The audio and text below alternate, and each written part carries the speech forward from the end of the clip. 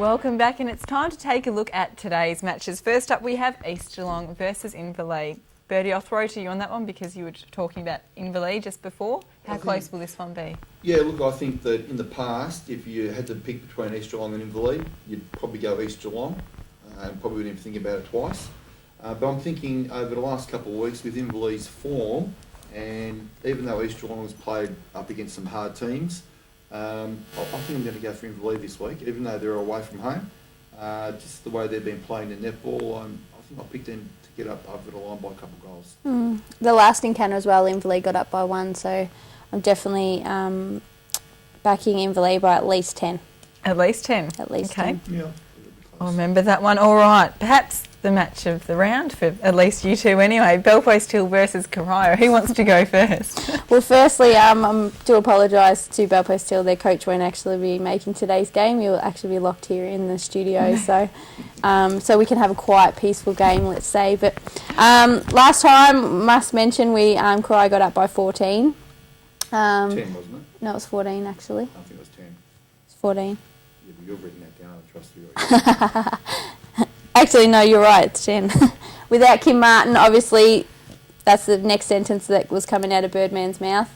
We had a couple of injuries as well, so definitely looking forward to today's game. Worked out on average, Belpost Hill are actually shooting 12 goals a quarter, a little bit under what the Birdman is wanting from his girls, and our average is 11. So going by averages and statistics, it's looking close, and should be a great match down there on the Windy Hill. Well, you know, this is probably billed as the rumble in the jungle. Of course, we're not in the jungle though, we're up at the hill. So... There's a few animals though. Yeah, well, A few monkeys. You can at least tame them up there. But it's going to be a great game, and I think it's going to have a big impact on the way the ladder finishes at the end of the season. As you know, we're sitting on equal points, 0.95% separating us. So I'm sure that both teams will be going out there, and there'll be no holds barred. And look, the best team on the day will get the points. Fantastic match, I think. Well, Werribee Centrals are playing Anarchy this round, and Anarchy has been in some pretty good form.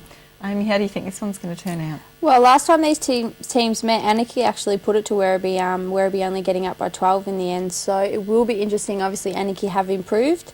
Werribee finding some form in the last recent weeks as well. So I'm hoping this should be a pretty close encounter as well, but I'd have to say Werribee would hold on for the 4 points. You would think so, yeah. Winchelsea versus North Geelong. Bertie, this will be probably another good game, I think. Absolutely, absolutely. Down at Winch.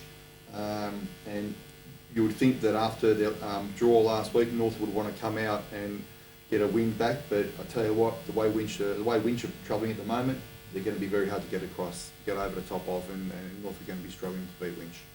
How do you think they will match up? Winchelsea are tough in their goals. Their defenders are really tough. They're all over the place. I think it'll be a very physical encounter. Yeah. And even though you probably have Birch and Birch in defence for North Geelong, they're really, that sounds pretty good, that's Birch and Birch. It does. They're not going to be any match, unfortunately, for the Winchelsea goalers. They're just going to be too good for them. They sure are.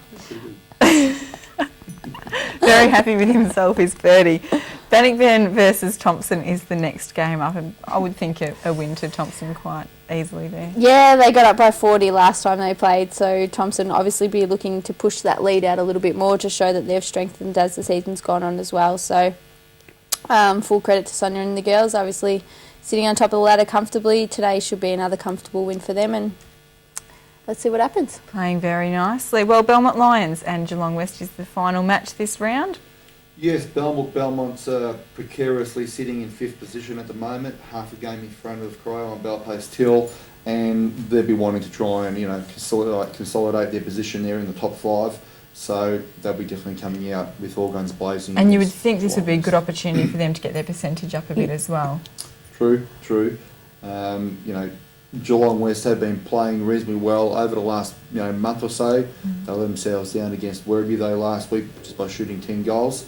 But I think they'll put up definitely a better show against Belmont. But Belmont with the points there. Okay. Amy, any final thoughts for you? Go Devils! Devils. I'll get in before Birdie says anything there. It looks like some terrific netball this weekend anyway.